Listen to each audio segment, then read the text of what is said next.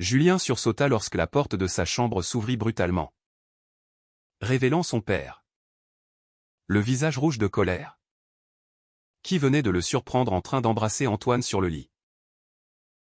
Le cri qui suivit fut comme un coup de tonnerre, « Dégage de cette maison. Espèce de dégénéré !» hurla-t-il. Et en un instant, Julien se retrouva jeté dehors sous la pluie battante de Paris. Sans un sou en poche. Son monde entier effondré. Ce baiser, censé être un moment d'intimité volé, avait non seulement brisé sa famille mais aussi déclenché une chaîne d'événements qui le forcerait à affronter des vérités qu'il avait toujours fuies. Julien erra dans les rues mouillées du quartier latin. Son sac à dos improvisé sur l'épaule, contenant à peine quelques vêtements et son ordinateur portable. Il avait 25 ans. Étudiant en littérature à la Sorbonne. Et jusqu'à ce soir-là, il avait réussi à maintenir un fragile équilibre entre sa vie secrète et les attentes de sa famille conservatrice. Son père, un avocat réputé originaire de Provence, avait toujours prôné des valeurs traditionnelles, mariage, enfant, stabilité. Sa mère, plus douce mais influençable, suivait le mouvement sans oser contredire. Julien savait depuis l'adolescence qu'il était attiré par les hommes. Mais il avait enfoui cela profondément, craignant le rejet. Puis Antoine était entré dans sa vie. Ils s'étaient rencontrés 6 mois plus tôt lors d'une conférence sur les droits humains à l'université. Antoine, 28 ans, était un jeune avocat spécialisé dans les affaires de discrimination, avec un charisme qui illuminait la salle. Ses yeux bleus perçants et son sourire confiant avaient captivé Julien dès le premier regard. Après la conférence, ils avaient discuté autour d'un café. Et ce qui avait commencé comme une conversation intellectuelle s'était transformé en une connexion profonde. Antoine, ouvertement gay, vivait librement sa sexualité. Ayant fait son coming out à 19 ans malgré les résistances de sa propre famille bourgeoise de Lyon. Il encourageait Julien à être authentique. Mais Julien hésitait, terrifié par les conséquences. Ce soir-là, après avoir été chassé, Julien composa le numéro d'Antoine. Les doigts tremblants. « Viens chez moi », répondit simplement Antoine, sans poser de questions. L'appartement d'Antoine, un loft moderne dans le Marais, devint son refuge temporaire. Allongé sur le canapé, Julien raconta tout, la dispute, les insultes, le regard de dégoût de son père. Antoine l'écouta patiemment, caressant doucement son dos. « Tu n'es pas seul, Julien. On va traverser ça ensemble. » Mais au fond de lui, Julien se demandait si cette relation valait la peine de tout perdre. Le lendemain matin, un message de sa mère arriva, « Ton père est furieux. Ne reviens pas tant que tu n'as pas changé. » Ces mots le transpercèrent comme une lame. Les jours suivants furent un tourbillon d'émotions. Julien chercha un emploi pour subvenir à ses besoins, postulant comme barista dans un café du quartier. Antoine l'aida à rédiger son CV. Mais la tension montait. Julien se sentait coupable. Comme si son orientation était une faute impardonnable. Pourquoi ne pas leur dire la vérité plus tôt, se reprochait-il intérieurement. Antoine, de son côté, affrontait ses propres doutes, il aimait Julien. Mais voyait bien que ce dernier n'était pas prêt à assumer pleinement leur relation. Lors d'un dîner chez des amis d'Antoine, tous ouvertement LGBTQ+, Julien se sentit mal à l'aise. Comme un imposteur. Une remarque anodine d'un convive, « Tu as de la chance d'avoir un mec comme Antoine », le fit rougir. Et il s'excusa pour aller aux toilettes, où il pleura silencieusement. Pendant ce temps, La famille de Julien ne restait pas inactive. Son père, Henri, contacta des amis influents pour aider son fils, croyant fermement que l'homosexualité était une phase ou une influence extérieure. Il envoya un email à Julien, reviens à la raison.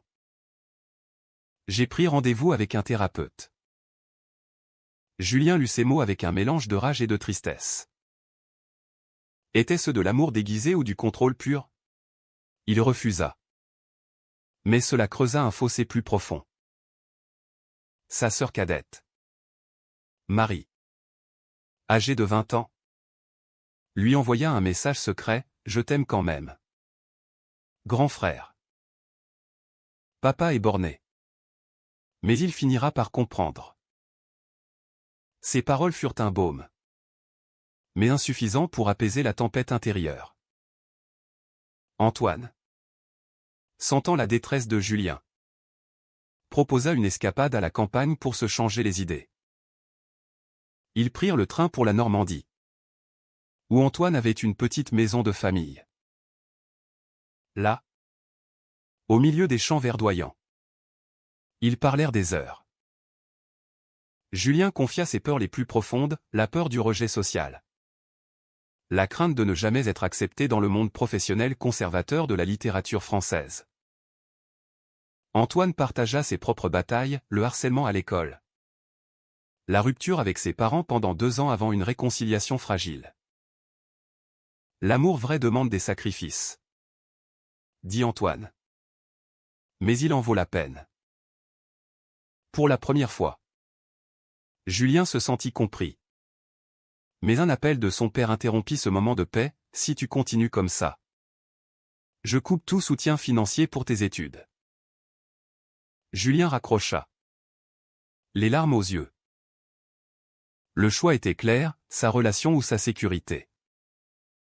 De retour à Paris, la pression s'intensifia. Julien trouva un job à mi-temps. Mais les factures s'accumulaient. Antoine offrit de l'aider. Mais Julien refusa. Fier et indépendant.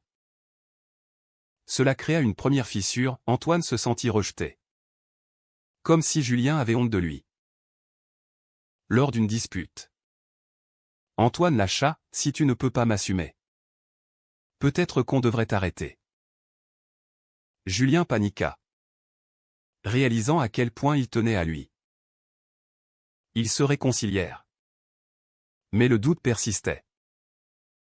Entre-temps, des rumeurs circulaient dans le cercle familial, un oncle avait vu Julien avec Antoine dans le Marais, amplifiant le scandale.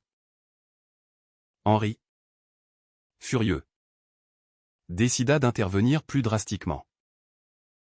Henri organisa une réunion de famille sans Julien, conviant sa femme, Marie et quelques proches. « Notre fils est perdu, » déclara-t-il solennellement autour de la table du salon provençal. « Il faut le ramener sur le droit chemin. » Sa femme, Claire, hocha la tête, les yeux embués. Mais Marie protesta, « Papa, l'amour n'est pas une maladie. Laisse-le vivre sa vie. » Henri la fusilla du regard, « Tu ne comprends pas. Dans notre société, ça le détruira. » Cette soirée marqua le début d'une campagne pour « sauver » Julien, incluant des appels incessants et des visites surprises à son ancien appartement. Julien, ignorant tout cela, tentait de reconstruire sa vie. Son travail au café lui permettait de payer un loyer modeste pour une chambre chez un ami d'Antoine. Mais les nuits étaient agitées par des cauchemars, il revoyait le visage déformé de son père, entendait les insultes. Antoine, de son côté, gérait une affaire difficile au tribunal, défendant un jeune homme victime de discrimination homophobe au travail. Cette cause le passionnait. Mais elle ravivait ses frustrations envers la situation de Julien. « Pourquoi ne pas te battre pour tes droits ?» demanda-t-il un soir. Julien répondit, « Parce que ce n'est pas seulement moi. C'est ma famille. Mes racines. Leur relation, autrefois passionnée, devenait un terrain miné de reproches voilés. Un jour, Marie contacta Julien en secret. Ils se retrouvèrent dans un parc près de la Seine. Papa veut te forcer à une thérapie de conversion, murmura-t-elle, les yeux baissés. Julien blêmit. C'est pratique. Bien que controversé en France, persistait dans certains cercles conservateurs. Il pense que c'est pour ton bien, ajouta Marie. Julien sentit une vague de trahison l'envahir. Comment son père pouvait-il envisager une chose pareille? Il rentra chez Antoine, effondré. Et pour la première fois, envisagea de confronter sa famille. Antoine l'encouragea, c'est le moment de leur montrer qui tu es vraiment. Mais avant qu'il ne puisse agir, un événement inattendu survint. Antoine reçut une promotion au cabinet, impliquant un déménagement potentiel à Bruxelles pour une affaire européenne. C'est une opportunité en or, expliqua-t-il à Julien. Excité. Julien se sentit abandonné, et nous? Tu me laisses seul face à tout ça? Antoine protesta, viens avec moi. On recommence à zéro. Mais Julien hésitait. Attaché à Paris, à ses études, et secrètement à l'espoir de réconcilier avec sa famille. Cette proposition devint un point de rupture. Lors d'une dispute houleuse, Julien accusa Antoine d'être égoïste. Et Antoine rétorqua que Julien était lâche. Ils se séparèrent pour la nuit, chacun ruminant ses blessures. Le lendemain, Julien décida de rencontrer son père. Il se rendit à l'ancien domicile familial en banlieue parisienne, le cœur battant. Henri ouvrit la porte. Surpris mais stoïque. « Entre » dit-il froidement. Dans le salon, Claire était présente. Silencieuse. Julien exposa ses sentiments, « Je suis gay. Papa. Ce n'est pas un choix. C'est moi. » Henri écouta. Puis explosa, « C'est contre nature.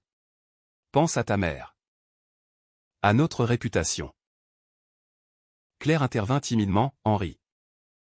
Peut-être qu'on devrait l'accepter. » Mais Henri refusa, révélant qu'il avait contacté un « spécialiste » pour Julien.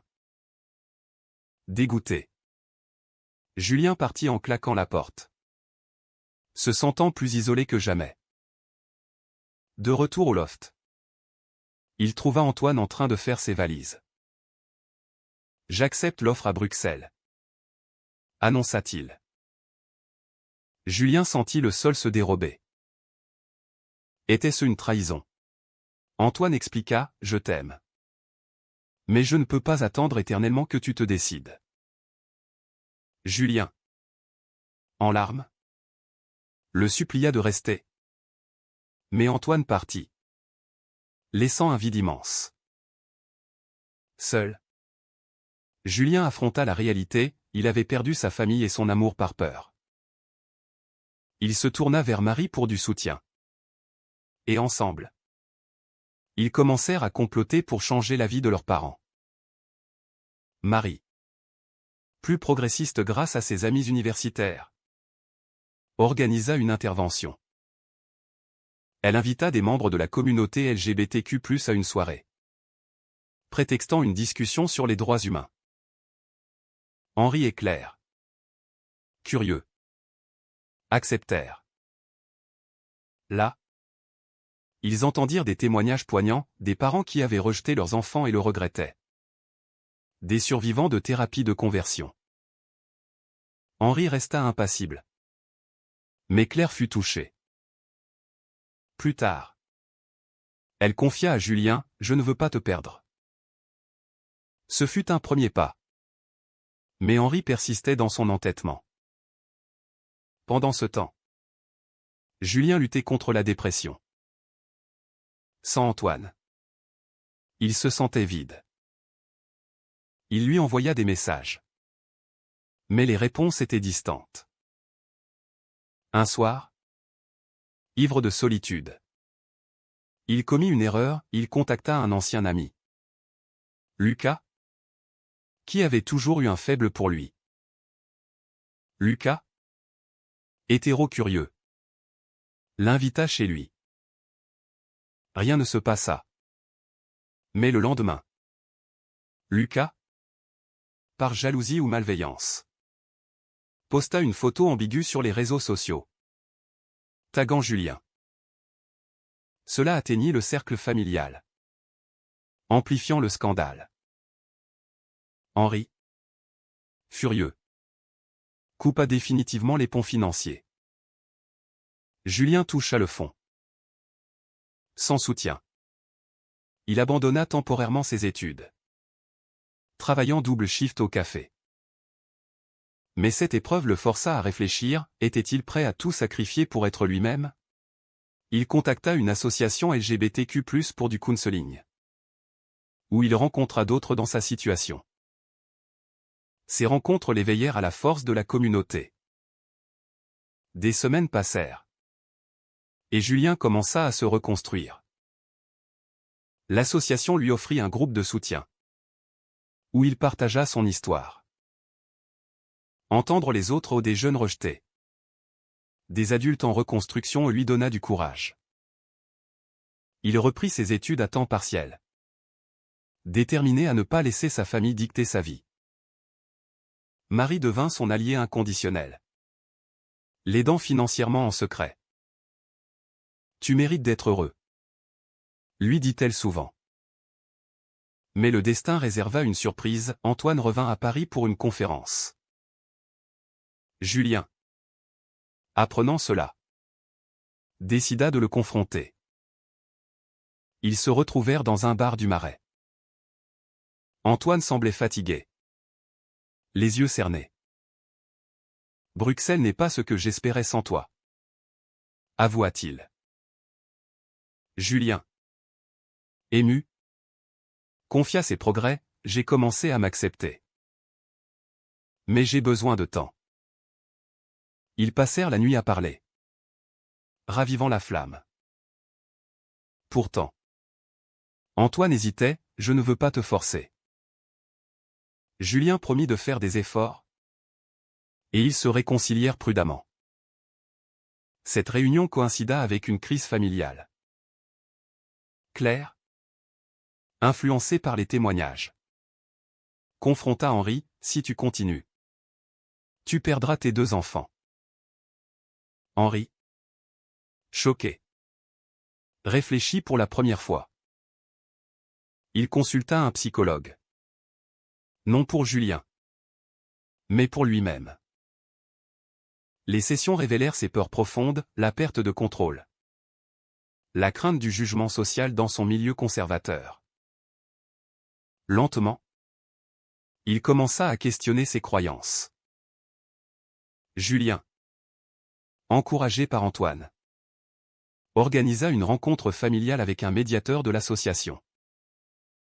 Dans un café neutre, ils s'assirent tous, Henri, Claire, Marie, Julien et Antoine. L'atmosphère était tendue. Henri parla le premier, « Je ne comprends pas. Mais je ne veux pas te perdre. » Julien répondit, « Accepte-moi tel que je suis. » Avec Antoine. Antoine ajouta calmement, « L'amour n'a pas de genre. » Claire pleura. Marie sourit. Henri, après un long silence, tendit la main, « Essayons. » Ce ne fut pas une victoire totale, mais un début. Pourtant, les défis persistaient. Au travail d'Antoine, un collègue homophobe répandit des rumeurs, menaçant sa promotion. Antoine dut se battre légalement, utilisant ses compétences pour dénoncer la discrimination. Julien le soutint. témoignant de sa propre expérience. Cette bataille unifia leur couple, mais révéla les préjugés sociétaux profonds en France, malgré les lois progressistes. Un soir, lors d'une manifestation pour les droits LGBTQ+, Julien et Antoine marchèrent main dans la main. Julien repéra son père dans la foule, observant de loin. Henri s'approcha hésitant, « Je suis venu voir. » Ce geste inattendu marqua un tournant. À la maison, des discussions honnêtes suivirent. Henri admit ses erreurs, « J'avais peur pour toi. Dans ce monde cruel. » Julien pardonna, mais n'oublia pas la douleur. La relation de Julien et Antoine s'approfondit. Mais une nouvelle épreuve surgit. Antoine reçut une offre permanente à Bruxelles. Cette fois, Julien devait choisir, suivre l'amour ou rester pour sa famille naissante. Il opta pour un compromis, des allers-retours, testant leur engagement. Mais une trahison inattendue vint tout compliquer. Lucas, l'ancien ami, jaloux du retour d'Antoine, contacta Henri anonymement, envoyant des messages diffamants sur Julien. Henri, encore fragile, douta à nouveau. Furieux, Julien confronta Lucas, « Pourquoi me détruire ?» Lucas avoua, « Je t'aimais. Mais tu m'as ignoré. » Cette révélation exposa les dommages collatéraux de la répression sexuelle. Julien, blessé, se tourna vers Antoine pour du réconfort. Ensemble, ils décidèrent de porter plainte contre Lucas pour harcèlement. La famille, apprenant cela, se rallia autour de Julien. Même Henri condamna Lucas, « Personne n'a le droit de te juger. » Cette unité renforça les liens. Julien réalisa que ses choix, bien que douloureux, avaient mené à une croissance collective. Avec le temps, la vie de Julien s'équilibra. Il termina ses études, trouva un emploi comme éditeur junior, où son orientation n'était pas un obstacle. Antoine refusa l'offre de Bruxelles pour rester à Paris, priorisant leur relation. Ils emménagèrent ensemble dans un appartement plus grand, symbolisant un nouveau chapitre.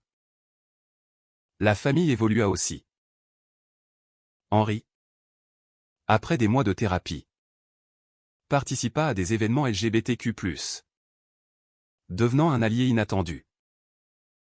Claire organisa des dîners où Antoine était bienvenu. Marie, fière, introduisit son propre petit ami progressiste. Pourtant, des cicatrices restaient, Julien gardait une méfiance envers la société, conscient des discriminations persistantes.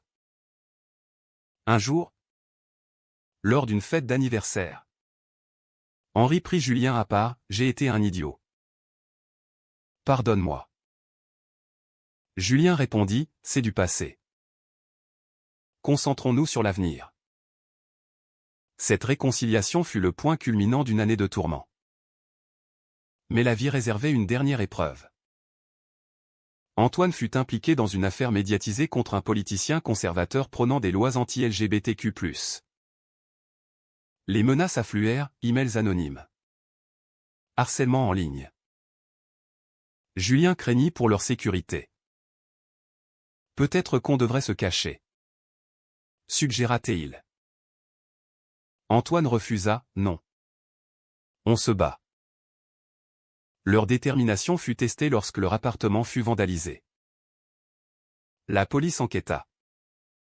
Mais Julien douta, était-ce le prix de la visibilité?